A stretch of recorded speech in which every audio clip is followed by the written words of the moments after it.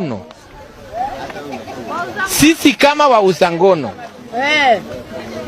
tuko hapa leo kuuliza county government ya Machakos ya kwamba ana mpango gani na key population within this county, ili tuhakikisha kwamba sex workers wamepata lubricant, kwa sababu sex workers, female sex workers hawafanyi sex kwa sababu wanaenjoy sex.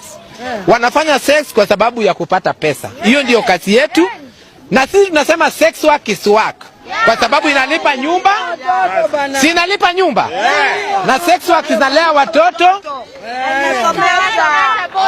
Na sisi ndio tunaleta donors hapa Kenya, kwa sababu donors wengi wanakuja Kenya, wasadili wengi wanakuja Kenya, watalii wengi wanakuja Kenya kwa sababu Kenya ukikuja kuna kila kitu, kuna sex, kuna nini, hakuna kitu haweza kosa. Si kweli?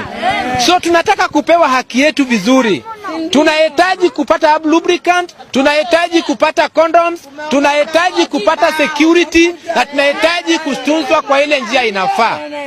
So tunataka before tarehe 1 tujue ya kwamba sisi kama malaya tunaelekea wapi. Si kweli? So our beloved governor, tunakupenda sana, lakini kumbuka ya kwamba mama anaweza fanya chochote akikosa pesa. Si kweli? Na tukisema ya kwamba umalaya ise leo, kuna watoto hawataenda shule kesho. Tukisema umalaya ise leo, kuna manyumba zitakosa chakula. Si kweli? So sisi kama stakeholders wa hii town, wasadili ambaye wanakuja Machakos County, tunawaambia ya kwamba kuna program tumekuwa tukisoea, tunaendelea naye. Tunawaomba tushikane na hiyo program na hiyo organization ili tuweze kuendelea kwa ile njia inafaa. Ama namna gani?